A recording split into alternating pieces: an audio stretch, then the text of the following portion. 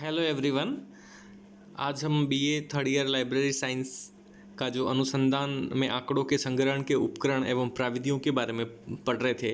पिछले वीडियो में हमने जो भी उपकरण हैं या प्रविधियां हैं उनके अर्थ एवं परिभाषा एवं उनकी विशेषताओं के बारे में बात की थी।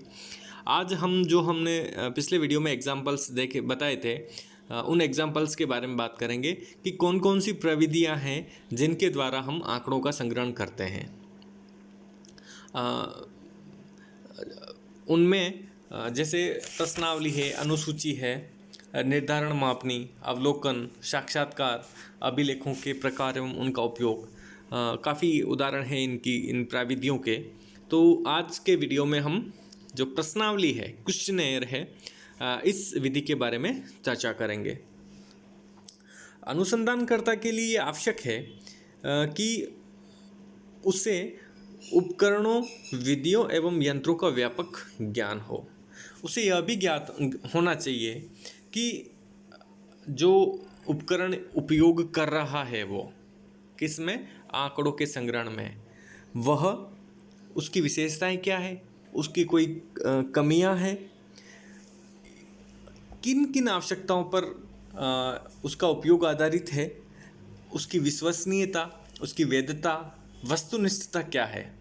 इसके साथ ही इसमें उपकरणों के बनाने, प्रयोग करने तथा उनसे प्राप्त आंकड़ों का विश्लेषण करने का कौशल भी होना चाहिए। तो अनुसंधानकर्ता के लिए आवश्यक होता है कि जब उसकी समस्या है और जो उसका अनुसंधान विधि अपनाई है उसकी प्रकृति क्या है और उस प्रकृति के आधार पर किस प्रकार की उपकरण का या उस विधि का उपयोग करेगा जिससे कि उसके जो आंकड़े जो संग्रहित हो रहे हैं उनको प्रॉपर तरीके से विश्लेषित कर सके, उनका परिशुद्ध निष्कर्ष निकल सके।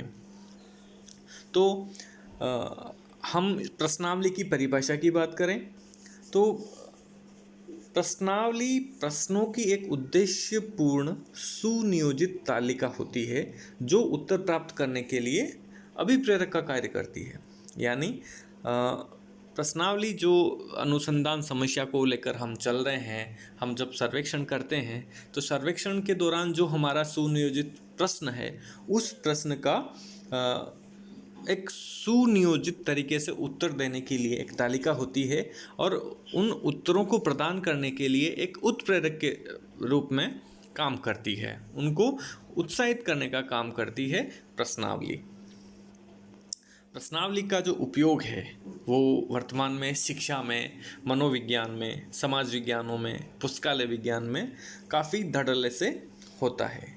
इसकी निंदा भी खूब होती है, लेकिन ध्यान देने वाली बात यह है कि निंदा इसकी उपयोग नहीं, दुरुपयोग से होती है। अगर इसका सही उपयोग हो रहा है तो ये वास्तव में एक बहुत अच्छी आंकड़ों के संग्रहण की प्रणाली है, लेकिन अगर इसका दुरुपयोग हो रहा है तो यह एक इसकी निंदा है। अगर हम इसके गुण की बात करें तो प्रश्नावली जो होती है वो किसी भी क्षेत्र में, किसी भी कितना भी बड़ा भौगोलिक क्षेत्र हो, हम वहाँ से उन व्यक्तियों से सूचना प्राप्त कर सकते हैं जिन व्यक्तियों से हम संपर्क नहीं कर सकते और वो दूरस्थ है।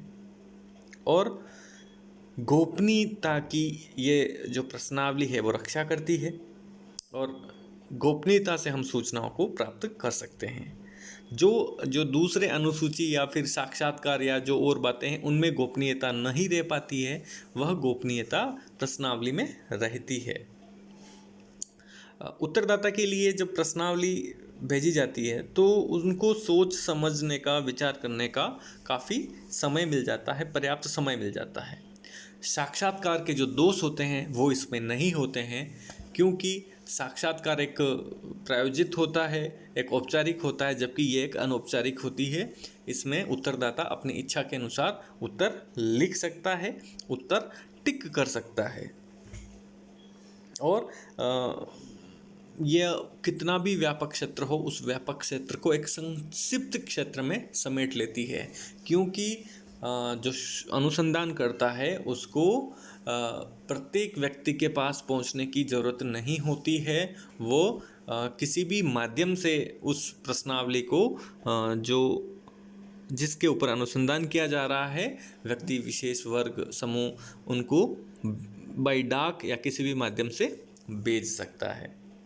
और इसमें जो है पूर्ण रूप से स्पष्ट निर्देश दिए होते हैं कि उत्तर किस प्रकार से देना होता है। और इसमें